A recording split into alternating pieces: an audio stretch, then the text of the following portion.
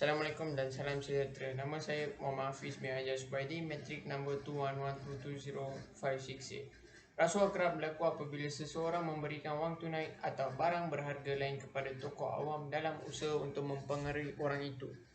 Rasuah dilakukan untuk memberi tekanan atau pengaruh terhadap keputusan pegawai. Rasuah adalah jenayah yang boleh dipertanggungjawabkan oleh kedua-dua pihak.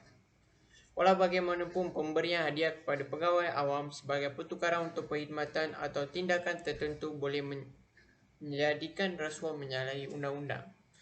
Pegawai kerajaan seperti Datuk Bandar atau ahli politik lain, pegawai polis, bintang sukan, ahli perniagaan atau sesiapa sahaja yang mempunyai kuasa untuk menerima rasuah dan memberikan perkhidmatan yang diperlukan boleh ditawarkan rasuah untuk kebaikan, pengaruh, kebaikan, rawatan dan banyak lagi.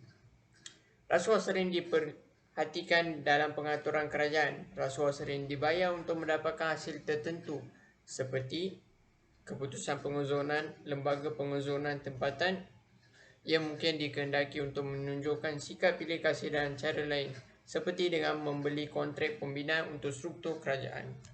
Terima kasih.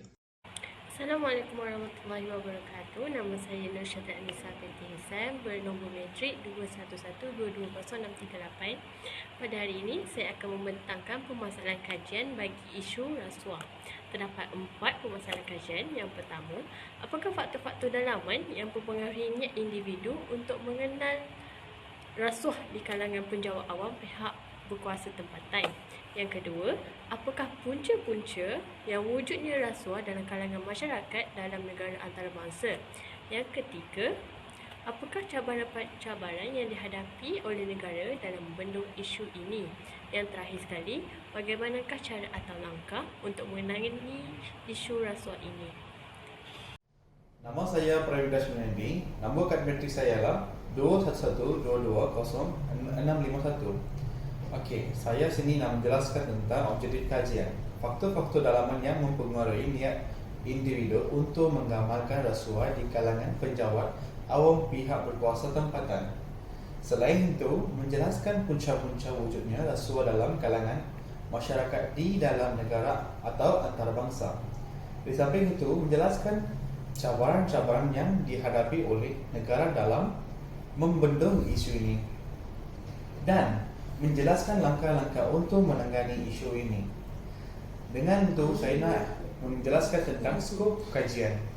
Skop kajian pertama ialah memahami isu rasuah dengan peranan etika dan peradaban dalam mendukung tanggungjawab sosial. Selain itu, bertujuan bagi membebaskan negara daripada isu rasuah dan memupuk tanggungjawab sosial kepada masyarakat. Dan seterusnya, dapat dilihat bahawa isu rasuah menentukan kesejahteraan masa depan negara yang boleh menyebabkan kebimbangan kepada generasi yang akan datang. Salam sejahtera, nama saya Yola Cumi Gopal, nombor matrik 211220695. Hari ini saya akan membentang tentang aktiviti kajian ataupun kaedah yang digunakan dan proses kajian. Pertama, aktiviti kajian. Ia merujuk kepada pendekatan yang diguna untuk mencari jawapan atau penyelesaian kepada sesuatu masalah yang hendak dikaji. Kaedah kualitatif telah digunakan dalam kajian ini. Kajian ini merupakan kajian kualitatif yang menggunakan analisis bahan internet iaitu jurnal, surat khabar dan lain-lain untuk mengumpul data. Proses kajian: pertama, memilih isu kajian. Yang kedua, mengenal pasti permasalahan kajian. Yang ketiga, menentukan objektif kajian. Yang keempat, memilih skop dan aktiviti kajian. Yang terakhir, mengumpul dan menganalisis data. Assalamualaikum dan salam sejahtera. Nama saya Wang Muhammad Adam bin Wang Muhammad Ali, nombor matrik 211220699. Dan hari ini saya ingin membentangkan bahagian saya iaitu dapatan kajian dan analisis. Berdasarkan dapatan kajian yang saya lakukan, terdapat faktor-faktor menyebabkan seseorang itu melakukan rasuah, iaitu faktor sosial dan budaya, kelemahan kepimpinan, kelemahan peribadi seseorang dan faktor perkembangan modernisasi. Manakala dari segi puncanya pula, ianya mempunyai berlaku ketidakadilan dalam masyarakat, iaitu seperti golongan miskin dan lain-lain, menjejaskan imej negara, mengancam keselamatan rakyat dan negara, melemahkan sistem pemerintahan dan yang terakhir sekali menghancurkan sebuah negara. Selamat sejahtera, nama saya Pawin Diren Analaki Saga, nombor matris 211222336. Sekarang saya akan membentang tentang langkah-langkah gejala rasuah dan cabaran-cabaran yang dihadapi oleh negara. Cabaran pertama ialah kesan kepada kestabilan ekonomi, kedua ialah kurang pemantau dan penguatkuasaan, ketiga ialah ancaman kepada keselamatan dan kedaulatan negara. Langkah-langkah menangani rasuah. Langkah pertama, penguatkuasa undang-undang. Langkah kedua, kempen kesedarahan. Langkah ketiga, penubuhan Suruhanjaya Pencegahan Rasuah SPRM. Langkah keempat ialah didik agama yang mencukupi sejak kecil. Salam sejahtera, nama saya Pumita Arumugam, nombor matrik 21122206552. Hari ini saya akan membentangkan kesimpulan bagi isu rasuah ini. Rasuah merupakan wabak sosial yang mestilah dibantras hingga ke akar umbi. Apabila berlakunya peningkatan dalam rasuah, secara tidak langsung akan mendatangkan kesan buruk terhadap pembangunan negara dan menyebabkan penurunan pertumbuhan ekonomi negara Malaysia.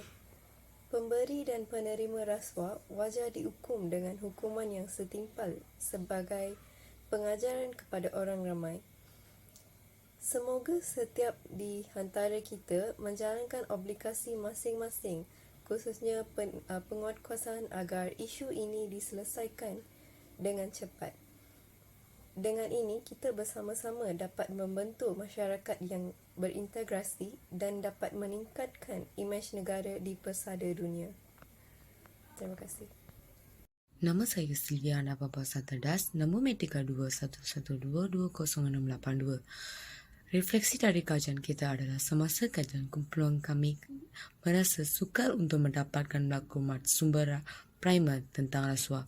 Kumpulan kami telah menggunakan sumber sekunder untuk mendapatkan maklumat, iaitu dari sumber jurnal.